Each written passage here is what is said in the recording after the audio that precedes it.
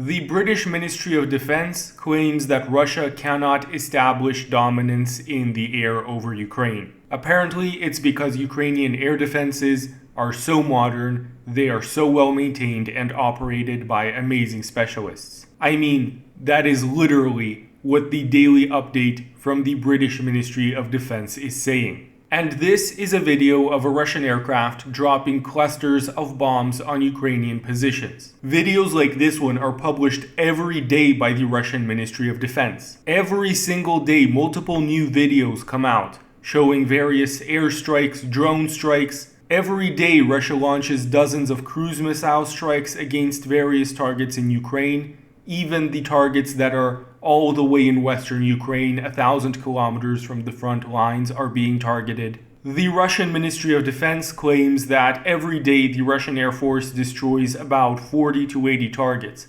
and many of these are strategic targets since most of the troop concentrations along the front lines are targeted by artillery. We've seen Russia publish videos of how it destroys Ukrainian air defenses, from short-range Strelas to medium-range Buks to long-range S-300s, and perhaps very famously, the S-300s that were delivered by Slovakia to Ukraine have been destroyed basically on the same day that they arrived. And we've seen absolutely no photos or videos of Ukraine doing anything of this sort to Russia. There has been basically no verifiable footage of Ukrainian aircraft striking Russian soldiers or Russian equipment. Some people might say that the TB2 Bayraktars that Ukraine has used against Russia fired a few missiles towards Russian soldiers on a few occasions, destroyed some tanks, destroyed some air defense platforms, but that was all the way back in February and early March.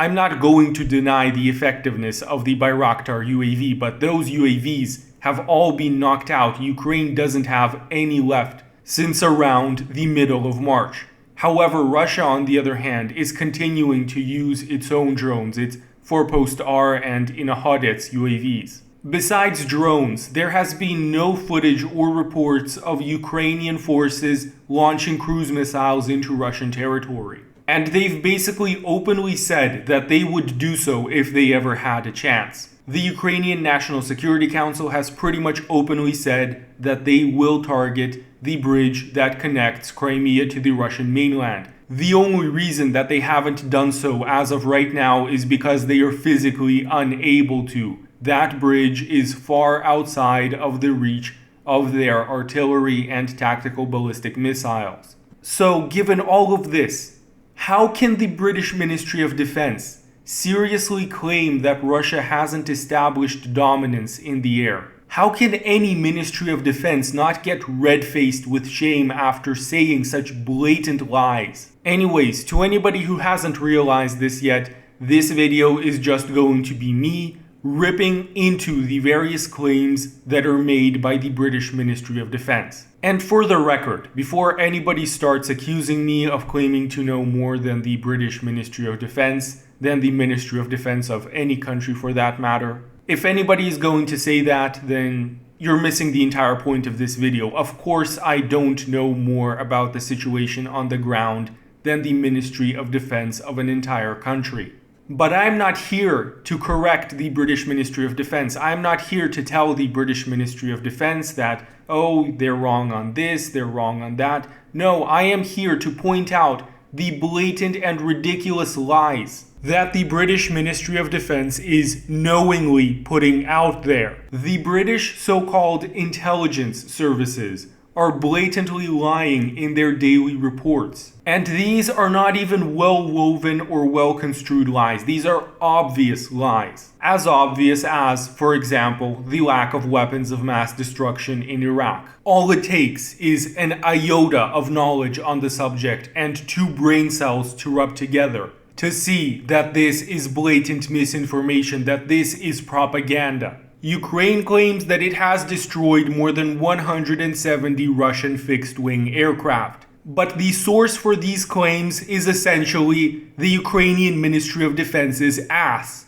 They have no forensic evidence, they have no photos, no videos to back any of this up, even though it would be trivial to film the wreckage of an aircraft that is crashed on your territory. The actual number of destroyed Russian fixed-wing aircraft is likely in the single digits, going by all of the photos and videos that we've seen come out of this war. And I might add that almost all of these were filmed in February and March. And we're not even seeing many Russian helicopters being shot down anymore. Occasionally there are some, but it's a lot less than there were in the beginning of this war. So given all of this, how much of a liar does one have to be to seriously claim that Russia doesn't have dominance over the skies in Ukraine and that this is owed to the effectiveness of Ukrainian air defenses? All of which, by the way, were built in the Soviet Union, were never modernized since,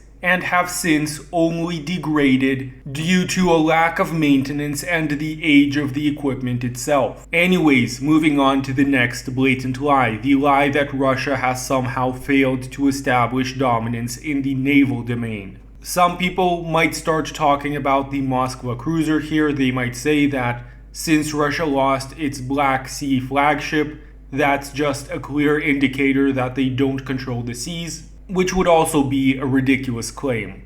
For a second, let's accept the Ukrainian claim that they are the ones who sunk the Moskva cruiser, that they launched 2 Neptune anti-ship missiles, and that this is what destroyed the Moskva.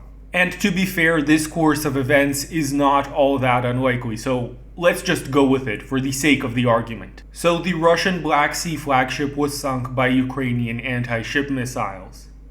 Okay, it doesn't cancel the fact that all Russian ships, civilian and military, are free to move around the Black Sea and out of the Black Sea, whereas Ukraine is basically completely blockaded. It doesn't cancel the fact that basically the entirety of the Ukrainian Navy was destroyed in the very first day of the war, including the Ukrainian flagship, the frigate Getman Sagaidachny.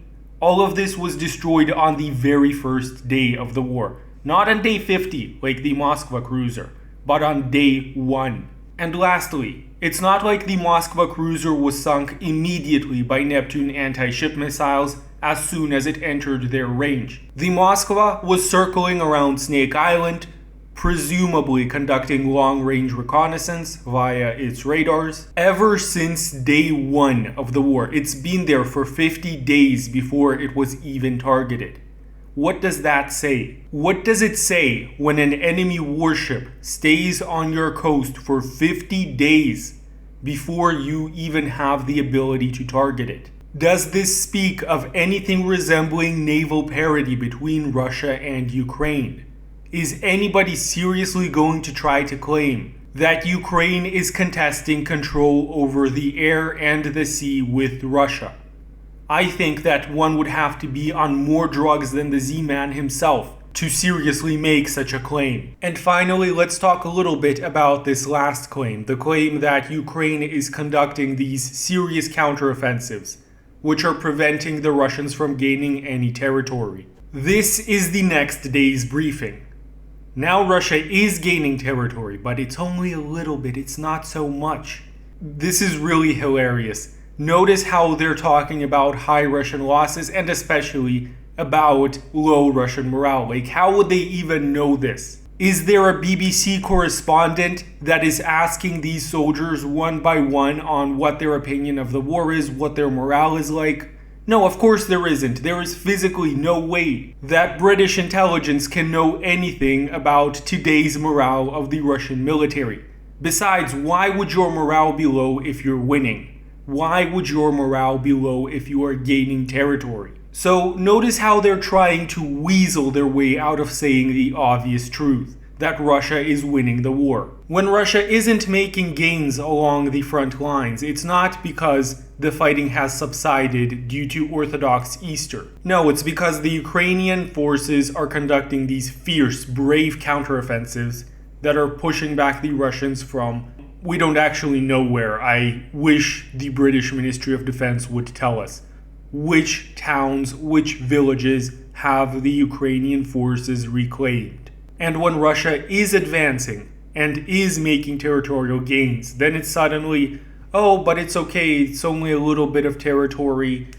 They have low morale. Source, trust me, bro, the Ukrainians are still winning. And if you want more proof that these so-called intelligence reports are full of ideological crap, here is the briefing from April 21st. April 21st is the day that Russian forces took control of the town of Kremenaya. Kremenaya is a town of about 20,000 people. Due to the sheer number of soldiers in the area, of Ukrainian soldiers, this town is a good defensive area no matter how you put it. And the fact that the Russian forces took it basically within a day is a pretty significant advance no matter how you try to spin it. And by the way, the Russians also took control of 41 other population centers on the same day, most of which were of course small villages. But nonetheless, these are still significant gains.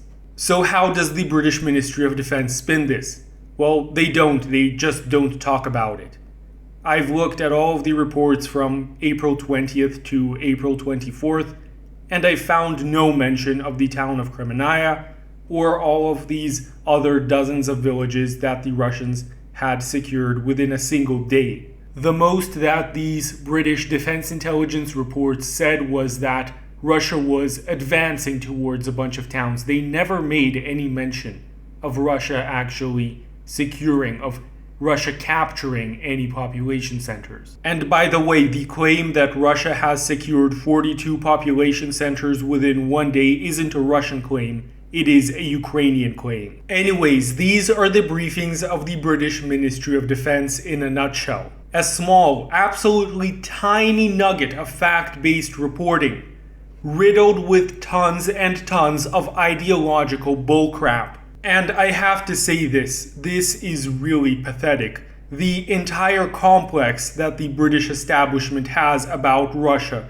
is absolutely embarrassing. It is pathetic. The British Ministry of Defense should be a Ministry of Defense. It shouldn't act like some crappy British tabloid like The Sun. And the fact that they are spreading so much of this ideological bullcrap is, well, quite disturbing actually. Ideological BS should be way below the level of any serious government organization, especially something like the Ministry of Defense. Anyways, I just had to make this video after yesterday's report on Mariupol, in which the British Ministry of Defense also made a ridiculous claim that there was still heavy fighting going on in the city. After reading that, I knew that I would have to make another video debunking this utter crap that the British Ministry of Defense is putting out there. Again, I'm not claiming to know more about anything than the British Ministry of Defense. Obviously, I'm just some guy, and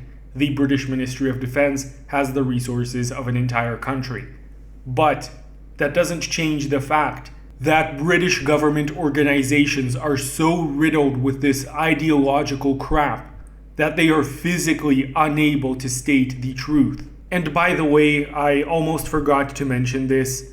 The Pentagon is now starting to talk about Russia shaping the war in Ukraine. This comes from a press briefing with the United States Department of Defense spokesperson and former Rear Admiral John F. Kirby. And he's essentially saying everything that alternative media has been saying all of these weeks, that the Russians are shaping the battlefield, that they're pounding Ukrainian troop concentrations and logistics with long-range missiles in order to soften them up for a future offensive. But the key word here is shaping. Shaping implies that you control what's going on in the theater of war. And somebody who is losing obviously can't have that control. So this leads to the elementary conclusion that Russia is not losing the war, which in turn leads to the second conclusion that Ukraine is losing the war. Again, this isn't what I'm saying, this is what the spokesperson of the US Department of Defense is saying. Although, of course, using different words and a much softer tone. But the core of the message is the same. It's that Russia is winning the war. Russia has control over what's going on in Ukraine. And given all of this media noise, this propaganda about Ukrainian victories left, right, and center, one can't help but think that maybe this is just him telling the media, stop talking so much about Ukrainian victories because Ukraine isn't winning. Anyways, I'm going to wrap up this video now. I hope that you enjoyed it. And if you're in the Orthodox world, if you're celebrating Orthodox Easter, then happy Easter. Also, please be sure to leave a like if you enjoyed the video. As always, it helps the algorithm, especially on YouTube. If you're watching this video on YouTube, then also please check out my other channels on Rumble and on Telegram. The links to both will be in the video description. Both of these platforms have no political censorship whatsoever, which is why I am so strongly recommending them in every single video of mine. And if you are already watching my videos on Rumble, thank you so much. Rumble is an amazing platform. The links in the video description will be to my YouTube and my Telegram channels. Please check them out as well. Once again, thank you for watching this video, and I wish you all a wonderful rest of the day and a wonderful holiday.